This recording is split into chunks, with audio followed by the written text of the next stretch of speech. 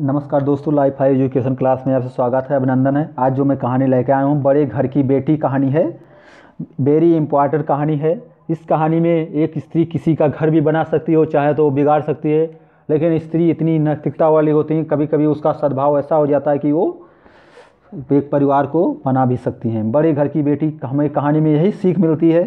बेनी माधो सिंह गौरीपुर के गांव के जमींदार और नंबरदार थे। उनके पितामह किसी समय बड़े बड़े धन संपन्न थे। गांव का पक्का तालाब और मंदिर, जिसकी अब मरम्मत भी मुश्किल थी, उन्हीं के कीर्ति स्तंभ थे। कहते हैं कि इस दरवाजे पर हाथी झूमता था। अब उसकी जगह एक बूढ़ी बूढ़ी भैंस थी, जिसके शरीर में अस्थिपंजर के सिवा और कुछ शेष न रह गया था, पर दूध शायद बहुत देती थी, क्योंकि एक ना एक आदमी हार लिए उसके सिर पर सवार ही रहता था। बेनी माधो सिंह अपनी आधी से अधिक संपत्ति वकीलों की भेंट कर चुके थे।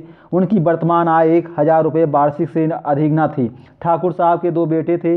बड़े साहब बेटे का नाम श्रीकंठ सिंह था। उसने बहुत दिनों के परिश्रम और उद्योग के बाद BA की डिग्री प्राप्त की। अब एक दफ्तर में नौकर था।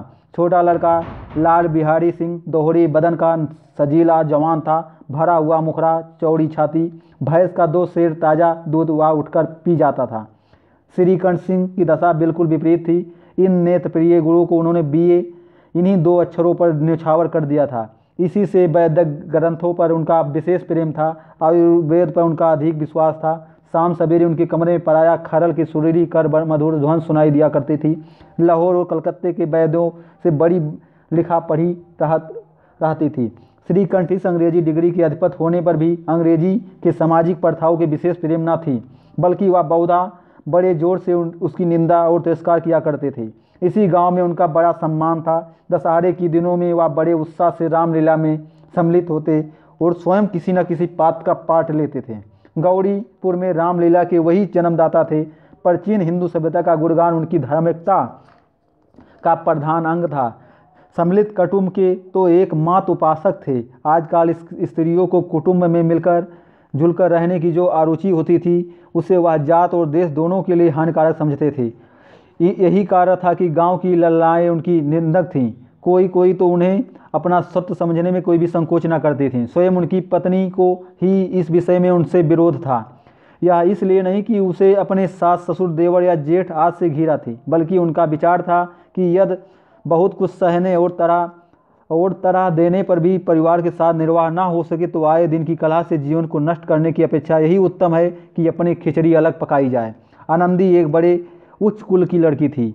उनके बाप एक छोटी सी रियासत के तालुकेदार थे। विशाल भवन, एक हाथी, 3 कुत्ते, बाज, बाहरी सिकरे, झाड़ फनूस, आनरी मजिस्ट्रेट और रेरी, जो एक प्रतिष्ठित तालुकदार के भोग पदार्थ होते हैं, सभी वहाँ विद्यमान थे।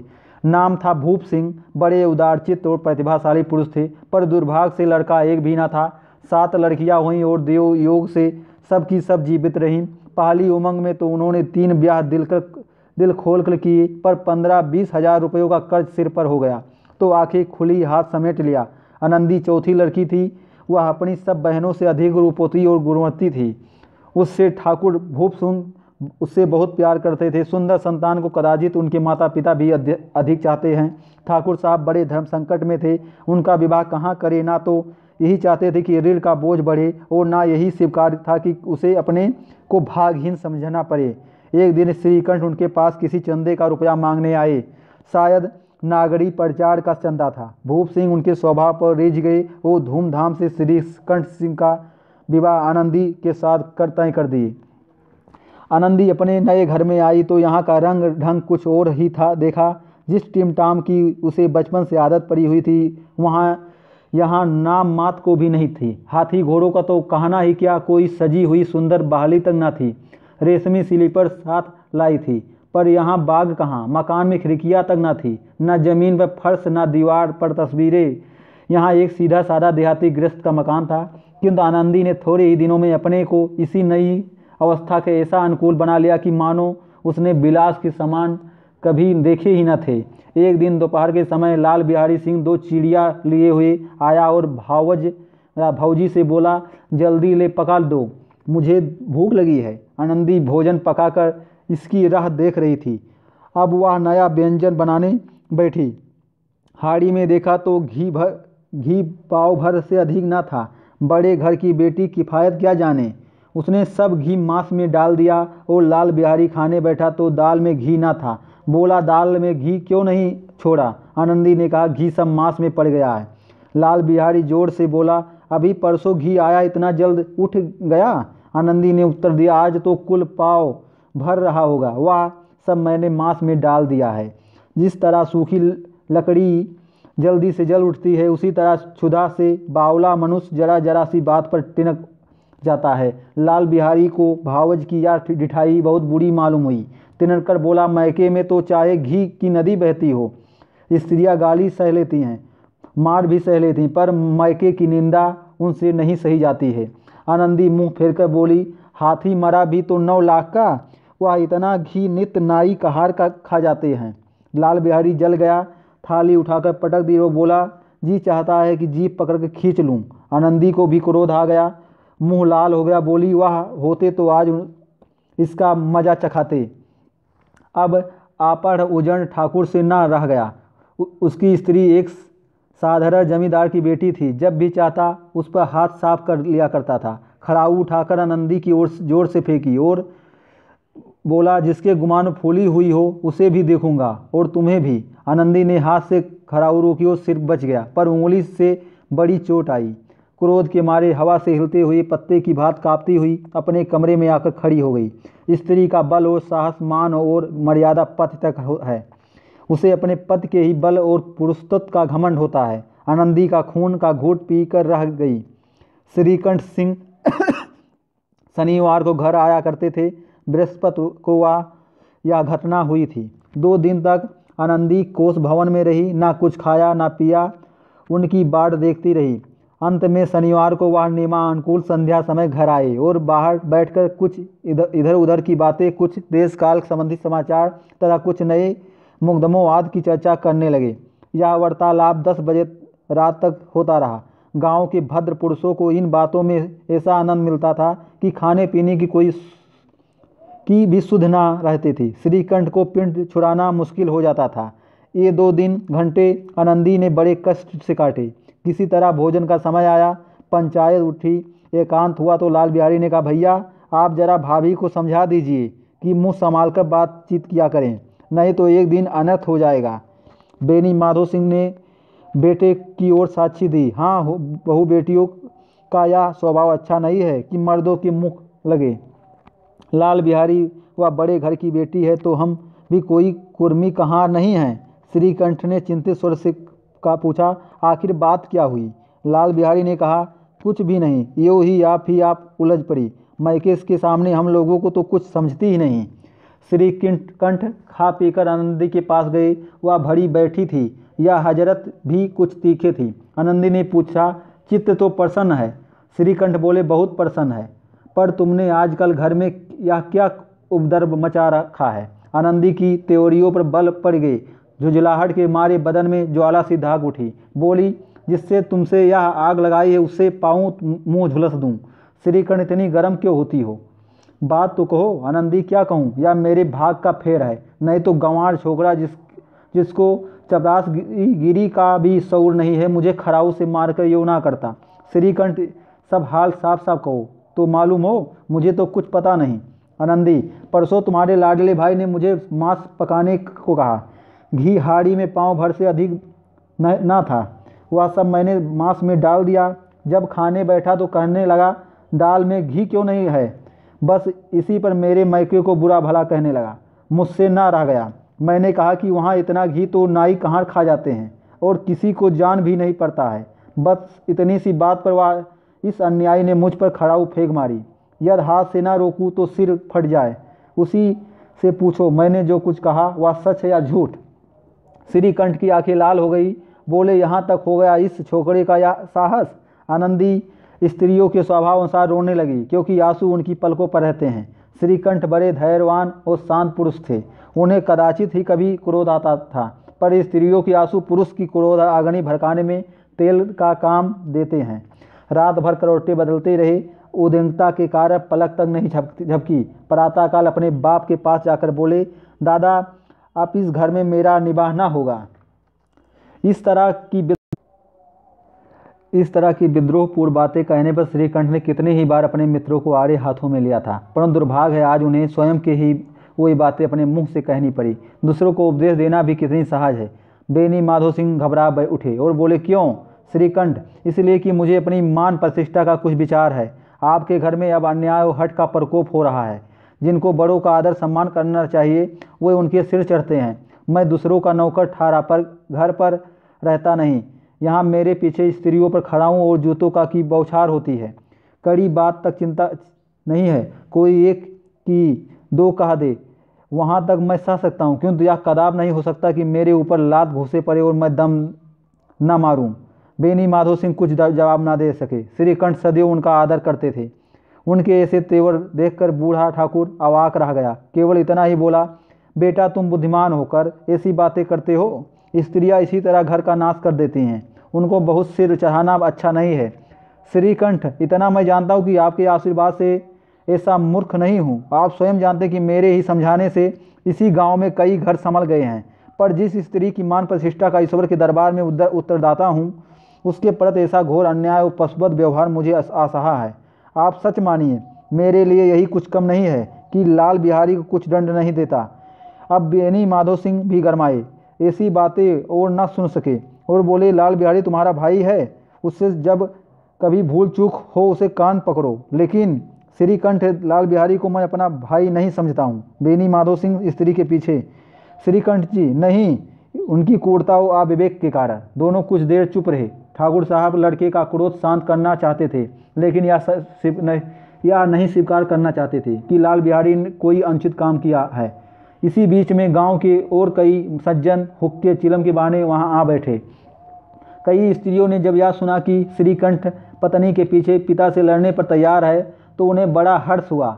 दोनों पक्षों की मधुर बाड़ियाँ सुनने के लिए उनकी आत्माएं तलमनाने लगी।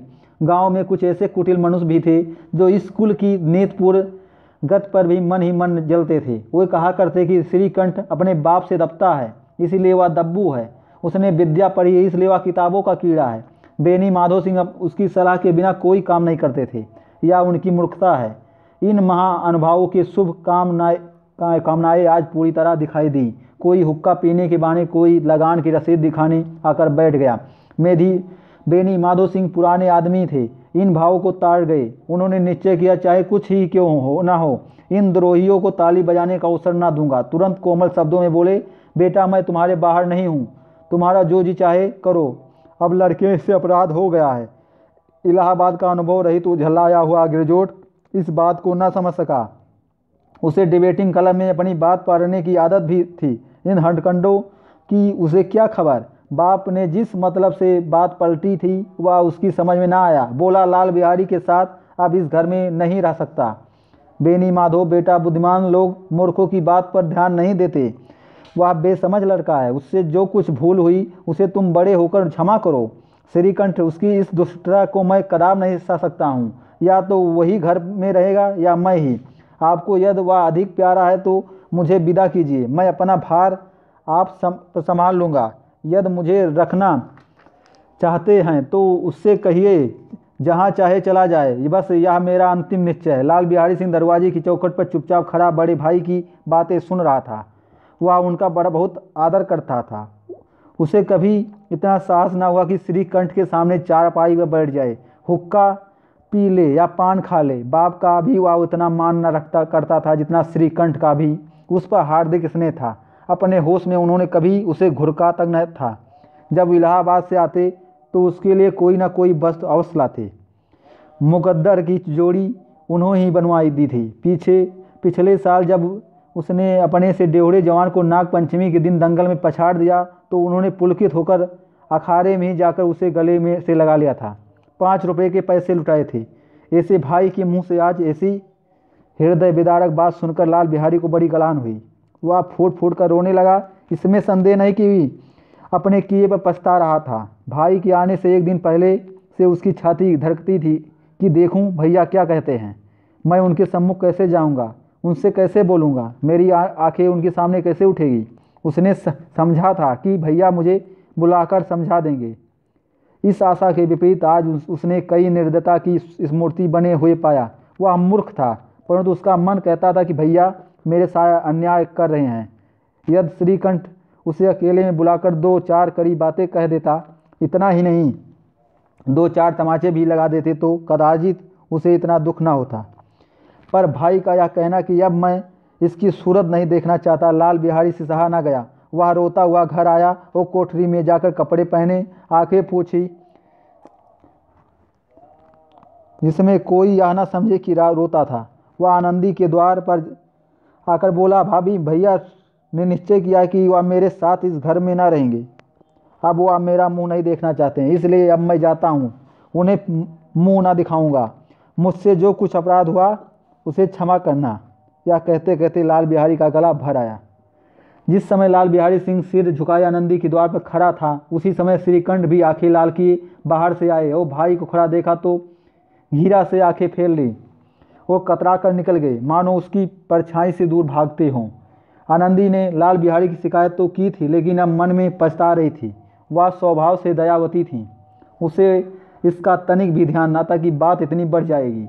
वह मन में अपने पथ पर झुझला रही थी कि यह इतने गर्म क्यों होते हैं। उस पर यह भय भी लगा हुआ था, कहीं मुझसे इलाहाबाद चलने को कहें तो कैसे क्या करूंगी। इस बीच जब उसने लाल बिहारी को दरवाजे पर खड़े या कहते हुए सुना कि अब मैं जाता हूँ तो मुझसे जो कुछ अपराध हुआ क्षमा करना, तो उसका रहा सहा क्रोध भी पानी हो गया। वह रोने लगी। मन का मैल धोने के लिए नयन जल से उपयुक्त और कोई वस्तु नहीं है।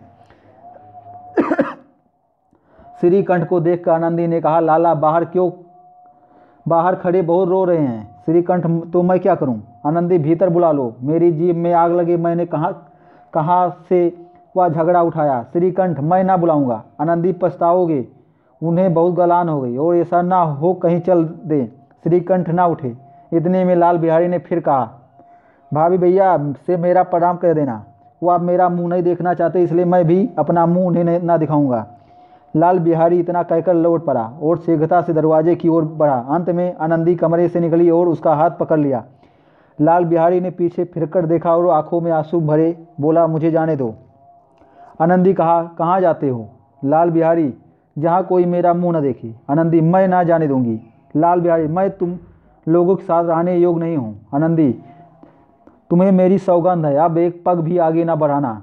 लाल बिहारी, जब तक मुझे यह ना मालूम हो जाए कि भैया का मन मेरी तरफ से साफ हो गया है, तब तक मैं इस घर में कदाप ना रहूँगा। आनंदी, मैं ईश्वर को साक्षी देकर कहती हूँ कि तुम्हारी ओर से मेरे मन में तनिक भी मैल नहीं है।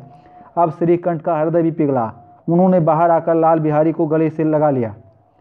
दोनों भाई खूब फूट फूट कर रोए। लाल बिहारी ने सिसकते हुए कहा, भैया अब कभी मत कहना कि तुम्हारा मुंह नहीं देखूंगा। इसके सिवा आप जो भी दंड देंगे मैं सहर्ष स्वीकार करूंगा। श्रीकंठ ने कांपते हुए स्वर में कहा, लल्लू, इन बातों को बिल्कुल भूल जाओ। ईश्वर चाहेगा तो फिर ऐसा अवसर ना आएगा। बेनी माधो सिंह बाहर से आ रहे थे। दोनों भाइयों को गले मिलते देख आनंद से पुलकित हो गए। बोल उठे, बड़े घर की बेटियां ऐसी होती हैं कि बिगड़ता हुआ काम बना लेती हैं। गांव से जिसने यह वृत्तांत सुना उसी ने इन शब्दों में आनंदी की उदारता को सराहा। बड़ी घर की बेटियां ऐसी ही होती हैं। यहीं पर इस कहानी समाप्त होती है। यदि ये कहानी आप सबको अच्छा लगे तो शेयर, कमेंट और सब्सक्राइब जरूर करें हमारे चैनल को। धन्यवाद।